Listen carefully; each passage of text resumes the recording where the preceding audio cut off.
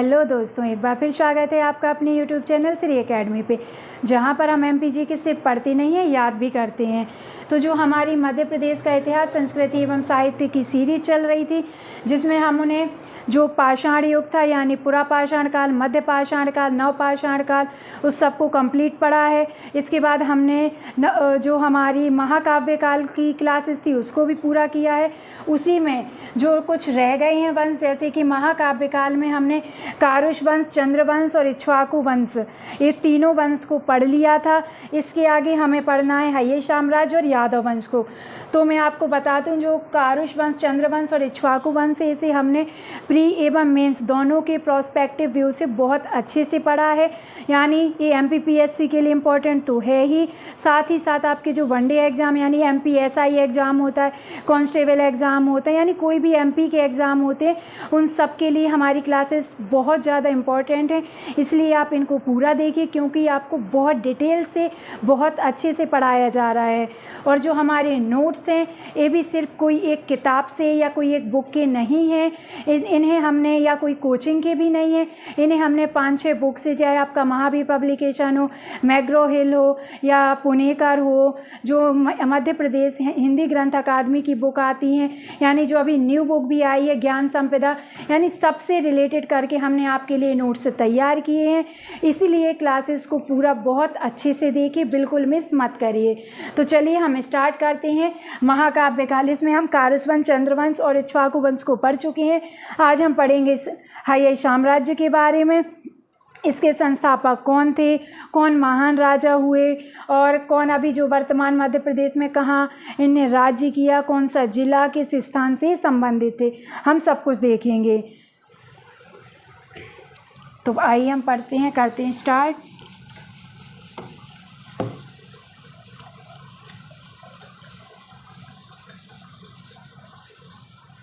एक बात और, अगर अभी तक आपने हमारे चैनल को सब्सक्राइब नहीं किया है तो जाकर कर लीजिए। साथ ही साथ बेल आइकन पर भी क्लिक कर लीजिए, जिससे आपको हमारी क्लासेस की अपडेट सबसे पहले मिले। साथ ही वीडियो को लाइक करना मत भूलिए, ठीक है। अब हम पढ़ते हैं हय्य साम्राज्य के बारे में।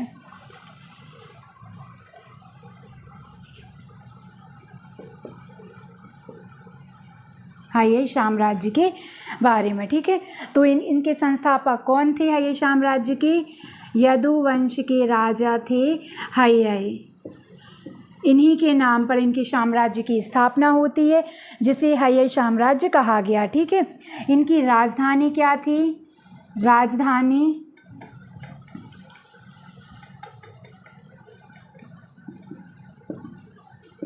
राजधानी थी इनकी माहिष्मती, ठीक है, माहिष्मती, वर्तमान में जिसे महेश्वर बोलते हैं, ठीक है। क्या बोलते हैं? महेश्वर बोलते हैं। ऐसा माना जाता है, या जनश्रुति के अनुसार माना जाता है, जो हय्य साम्राज्य के राजा थे, कौन थे? एक कीर्तवीर्य थे, ठीक है। आपको याद रखना है कौन थे? कीर्तवीर्य राजा थे। इन्होंने जो लंका नरेश रावण थे, इनको पराजित किया था, ऐसा जनश्रुति के अनुसार कहा जाता है, ठीक है। लंका नरेश को इन्होंने पराजित किया था, ठीक है, परास्त किया था। एक फैक्ट ये बनता है। दूसरा फैक्ट अगर देखा जाए तो इसके अदर फैक्ट ये बनते हैं कि जैसे कि अगर राम के उससे देखा जाए, क्योंकि हम महाकाव्य काल पढ़ रहे हैं, तो हम इसमें देखेंगे जो राम जी थे, राम जी ने चित्रकूट, जो चित्रकूट है सतना जिले में स्थित है। ये किस जिले में स्थित है? चित्रकूट सतना जिले में स्थित है, आपको याद रखना है, ठीक है।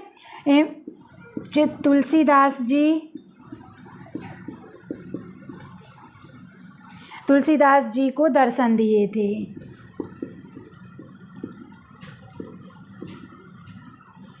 महाकाव्य काल हम पढ़ रहे हैं, तो उसमें रामायण का भी जिक्र होगा।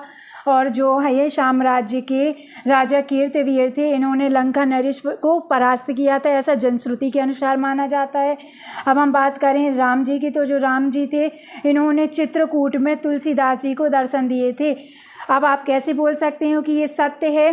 तो रामायण में एक चौपाई भी है, जिसमें बोला जाता है, चित्रकूट के घाट पे भई संतन की भीड़, तुलसीदास चंदन घिसे तिलक करत रघुवीर। ठीक है। तो आपको याद रखना है राम जी ने तुलसीदास जी को कहाँ दर्शन दिए थे, चित्रकूट में। किस जिले में स्थित है, तो आपको याद रखना है ये सतना जिले में स्थित है। हम देखते हैं इसके अदर फैक्ट। तो जो राम जी थे, राम जी ने अपना अधिकांश वनवास का पीरियड कहाँ व्यतीत किया था, तो ये किया था बस्तर में, ठीक है। जो दंडकारण्य वन था वहाँ पर इनने किया था, जो किस जिले में आता है, बस्तर में आता है। जो अब वर्तमान में किस राज्य में स्थित है, तो ये छत्तीसगढ़ में आता है। कहाँ, छत्तीसगढ़ में आता है वर्तमान में, आपको याद रखना है। अब और माना जाता है कि जो वाल्मीकि जी थे इनका आश्रम, तो आपको याद रखना है वाल्मीकि जी का आश्रम किस नदी पर स्थित था, तो आपको याद रखना है कि ये टोंस यानी तमसा नदी पर स्थित है। कौन सी, तमसा नदी, टोंस या तमसा नदी पर स्थित था, ठीक है। अब बात आती है कि जो ऐसा माना जाता है कि जो रावण की लंका है वो मध्य प्रदेश में किस जिले में थी, तो वो बता सकते हैं अपन जबलपुर ज़िले में। क्वेश्चन अगर बन जाए जनश्रुति के अनुसार तो आप लगा सकते हैं कि ये जबलपुर ज़िले में थी, ठीक है। किसमें और किसके निकट थी, अमरकंटक के निकट थी।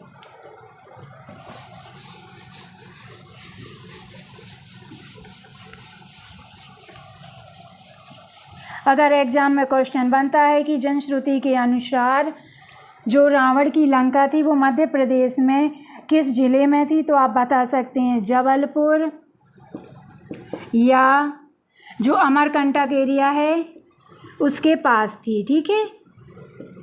किसके पास, जबलपुर या अमरकंटक के निकट थी। अब बात आती है जो रामायण में एक जाति का जिक्र होता है निषाद राज्य, ठीक है। ये मध्य प्रदेश में किस स्थान पर निवास करते थे, तो ये करते थे जो सतपुड़ा का जंगल है, सतपुड़ा में इनका निवास था, ठीक है, वर्तमान में निवास, ठीक है। निषाद राज्य कहाँ पर था, सतपुड़ा में, ठीक है। इसके बाद हम देखते हैं जो परशुराम जी थे, परशुराम, इनका जिक्र रामायण में कब होता है, जब सीता जी का और राम जी के विवाह की बात होती है तब इनका जिक्र होता है, तब ये आते हैं। क्योंकि जो धनुष तोड़ना होता है ना और वो तोड़ देते हैं राम जी, तब ये आते हैं, तब ये बोलते भी हैं। वहाँ पर एक चौपाई बोली जाती है, राम रमापति करधन लेहु खेचौ चाप मिटत संदेहु, है ना। ये वही परशुराम जी हैं। तो इनने मध्य प्रदेश में कहाँ पर शासन किया, तो इन्होंने शासन किया दक्षिण कौशल में। आपको याद रखना है कहाँ पर, दक्षिण कौशल में इन्होंने राज किया है, जो वर्तमान में कहाँ आता है, छत्तीसगढ़ राज्य में स्थित है, ठीक है। वर्तमान में कहाँ है, छत्तीसगढ़ राज्य में। अब महाकाव्य काल में एक और वंश आता है, जो कौन सा वंश है, यादव वंश। हमने हय्यई साम्राज्य के बारे में पढ़ा, जिसमें हमने देखा उसके संस्थापक कौन थे, महान राजा कौन हुए। फिर उसमें थोड़ा जिक्र लंका का आया, इसलिए हमने राम जी से रिलेटेड जो एमपी के फैक्ट बन सकते थे उनको भी देख लिया। क्योंकि हमारा उद्देश्य है आपके एग्ज़ाम में एक भी क्वेश्चन गलत नहीं होने चाहिए, ठीक है। इसलिए आप नोट्स बहुत अच्छे से बनाते जाइए। अब हम बात करते हैं यादव वंश। महाकाव्य काल में एक यादव वंश भी है, ठीक है, था, ठीक है। अब हम इसमें देखते हैं तो जो यादव वंश था, यादव वंश के राजा कौन थे, मधु। यादव वंश में एक राजा का जिक्र होता है जिनका नाम मधु था। एग्जाम में क्वेश्चन बन जाए कि जो मधु थे ये किस वंश से संबंधित थे, तो आप बता सकते हैं यादव वंश से ये संबंधित थे, ठीक है। अब ऐसा माना जाता है जो शंभु घाटी, अदर फैक्ट हम देखें महाकाव्य काल से रिलेटेड, अगर हम अदर फैक्ट देखते हैं,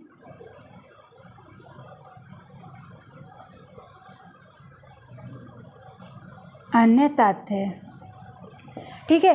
तो इसमें हम देखते हैं जो शंभुघाती यानी शत्रुघ्न जी थे, शंभुघाती शत्रुघ्न, जो शत्रुघ्न थे, ठीक है, शत्रुघ्न जी थे। इनके जो पुत्र हुए, किनके, शत्रुघ्न के जो पुत्र हुए, इन्होंने मध्य प्रदेश के किस जिले में शासन किया, तो विदिशा जिले में शासन किया, आपको याद रखना है।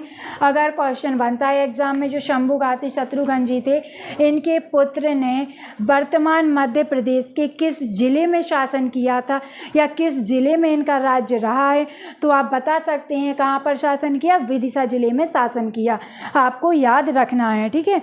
अब बात आती है जो महाभारत, बात किसकी हो रही, महाकाव्य काल की। तो आप ये बिल्कुल भी मत सोचना कि क्या रामायण पढ़ाई जा रही है, क्या महाभारत पढ़ाई जा रही है, बात महाकाव्य काल की हो रही है। तो इससे रिलेटेड जितने भी फैक्ट हैं हम वो सब पढ़ेंगे। एक क्वेश्चन आपको और याद रखना है, जो हमने यादव वंशीय राजा थे जो मधु, ठीक है, यादव वंशीय राजा थे कौन, मधु, एक किसके समकालीन थे, क्वेश्चन अगर एग्जाम में बन जाए, यादव वंशीय मधु जी थे, जो यादव वंशीय राजा मधु जी थे, ये किसके समकालीन थे महाकाव्य काल में, तो आपको याद रखना है ये राजा दशरथ जी के समकालीन थे। किनके, राजा दशरथ जी यानी राम जी के पिताजी थे, दशरथ जी यानी अयोध्या नरेश, उनके समकालीन थे, आपको याद रखना है। अदर फैक्ट में हम देखें तो अब आती है महाभारत काल, ठीक है, महाभारत। तो अब हम इसमें देखेंगे कि जो मध्य प्रदेश के राजा थे या राज्य थे, ठीक है, तो कौन पांडवों की तरफ से किसने युद्ध किया और किसने कौरवों की तरफ से युद्ध किया। तो हम सबसे पहले देखेंगे पांडवों की तरफ से युद्ध करने वाले, ठीक है। तो हम क्वेश्चन डालते हैं महाभारत। अब इसमें हम देखेंगे महाभारत में पांडव की तरफ से कौन कौन लड़ा था, और दूसरा देखेंगे हम कौरवों की तरफ से कौन कौन लड़ा था, ठीक है।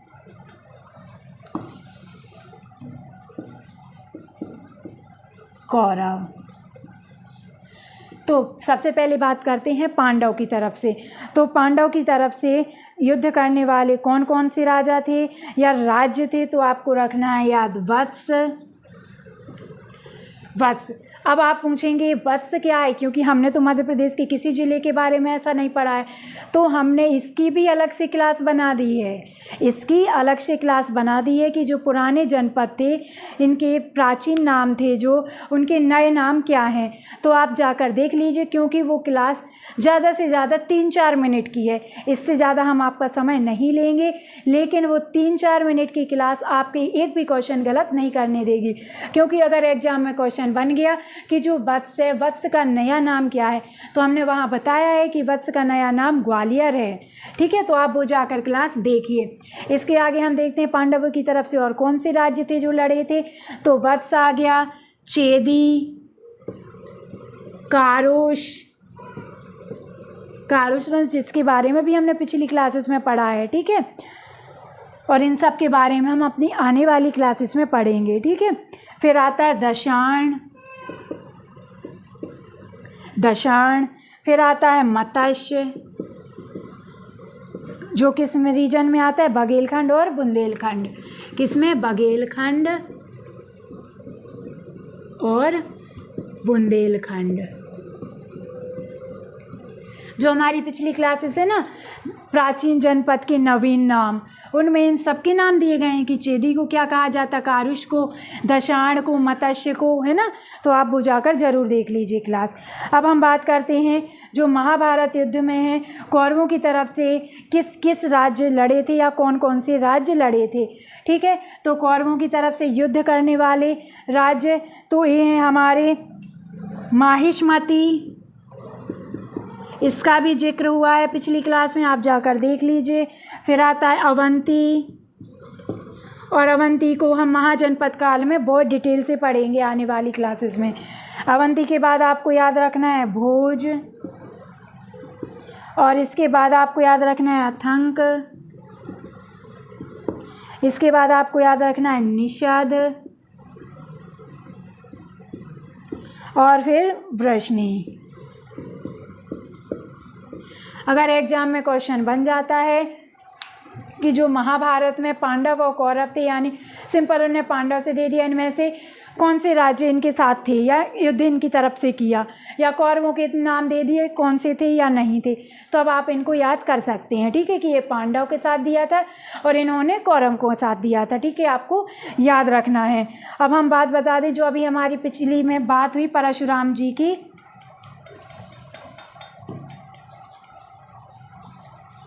परशुराम जी की बात हुई अभी पिछली, अभी इसी के जस्ट पहले। तो जो परशुराम जी थी ये किसके पुत्र थे, तो ये राजा जो जमदग्नि थे उनके पुत्र थे। किसके, राजा जमदग्नि जो थे उनके ये पुत्र थे। इसके बाद इनके नाम पर जो जानापाव कहाँ पर है, महू में स्थित है, ठीक है, महू में स्थित है, ठीक है। जानापाव पहाड़ी क्वेश्चन बनता है, जानापाव पहाड़ी किस ज़िले में स्थित है, तो आप बता सकते हैं महू।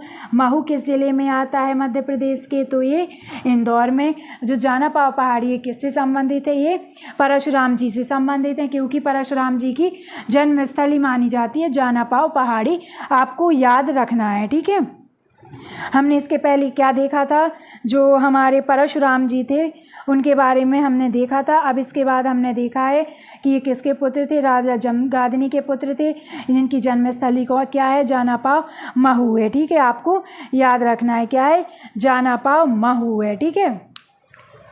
इसके आगे हम देखते हैं कि जो निषाद राज जाति थी जिसके बारे में हमने बात की थी, तो हमने आपको बता दिया है कि जो निषाद राज्य था इन्होंने मध्य प्रदेश में किस ज़िले में शासन किया था, तो हम आपको बता चुके हैं कि इन्होंने सतपुड़ा रीजन में, कहाँ पर, सतपुड़ा रीजन में राज्य किया था, ठीक है। वर्तमान में अब बात आती है, जो हमने अभी शत्रुघ्न जी के बारे में पढ़ा था, वहाँ पर मैं आपकी बात बताना भूल गई हूँ कि वहाँ पर जो शत्रुघ्न थे उनके जो पुत्र थे उनका नाम क्या था, शंभुघाती, आपको याद रखना है, क्या नाम था, शंभुघाती। इन्होंने कहाँ पर शासन किया था, इन्होंने विदिशा में शासन किया था, कहाँ पर, विदिशा में। और इनकी राजधानी क्या थी, तो आपको याद रखना है, इनकी राजधानी थी कुरावती, ठीक है, क्या थी, कुरावती थी। और ऐसा माना जाता है कि जो मध्य प्रदेश का पन्ना जिला है वहाँ पर जो राम के पुत्र थे उन्होंने, उन राम के जो पुत्र कुश थे उन्होंने वहाँ पर राज्य किया था। आपको याद रखना है, राम जी के जो पुत्र थे कुश जी ने मध्य प्रदेश के किस ज़िले में शासन किया है या राज्य किया है, तो आपको याद रखना है पन्ना ज़िले में राज्य किया है, ठीक है, उन्होंने राज्य किया है, कहाँ पर, पन्ना ज़िले में। ये सब जो हमने फैक्ट पढ़े हैं, यानी जितने भी हमने अदर फैक्ट पढ़े हैं रामायण या महाभारत से रिलेटेड, तो वो किसके आधार पर पढ़े हैं, जनश्रुति के आधार पर क्वेश्चन, मतलब हमने फैक्ट पढ़े हैं। और एग्जाम में क्वेश्चन भी बन जाते हैं, ऐसा नहीं है कि इनके क्वेश्चन ना बनते हो, एग्जाम में क्वेश्चन बने हैं। कि जैसे कि जानापाव पहाड़ी मध्य प्रदेश के किस ज़िले में स्थित है, तो आप बता सकते हैं महू यानी इंदौर ज़िले में स्थित है। किससे संबंधित है, तो परशुराम जी की जन्मस्थली है, सीधा सीधा क्वेश्चन बना है ना। जो जैसे कि राम जी थे, राम जी ने वनवास का अधिकांश समय कहाँ पर व्यतीत किया, तो दंडक वन में व्यतीत किया, जो वर्तमान में कहाँ आता है, बस्तर में आता है। तो बस्तर जो है वर्तमान में किस राज्य में स्थित है, तो आप बता सकते हैं छत्तीसगढ़ राज्य में स्थित है। यानी महाकाव्य से काल से रिलेटेड जितने भी फैक्ट बन सकते थे, जितने भी वंश थे, चाहे वो रामायण काल हो, चाहे महाभारत काल हो, चाहे आपका कारुष वंश हो, चाहे आपके यादव वंश हो, या आपका जो हमने पढ़ा इक्ष्वाकु वंश हो, यानी कोई भी हो, हमने इन सबको बहुत अच्छे से पढ़ लिया है। अगर इनसे रिलेटेड कोई भी क्वेश्चन एग्जाम में बनता है और अगर आप हमारे वीडियो को बहुत अच्छे से देख लेते हैं, पढ़ लेते हैं, तो डेफिनेटली आप क्वेश्चन सही करके आएंगे। तो इन क्लासेस को बहुत अच्छे से पढ़िए और इनके नोट्स भी बनाइए, जिससे आपको एग्ज़ाम टाइम में रिवीजन करने में कोई परेशानी ना हो, ठीक है। तब आप मिलते हैं हम आपको अगली क्लासेस में, जिसमें हम पढ़ेंगे मध्य प्रदेश में महाजनपद काल, कौन कौन से राज्य रहे हैं, किन किन राजाओं ने निवास किया है, सारे फैक्ट जो हम बन सकते हैं महाजनपद काल से, वो हम अपनी आने वाली क्लासेस में पढ़ेंगे, वो भी बहुत अच्छे से। तब तक आप अपना ध्यान रखिए, स्वस्थ रहिए, खुश रहिए, पढ़ाई करते रहिए। नमस्कार दोस्तों, बाय बाय।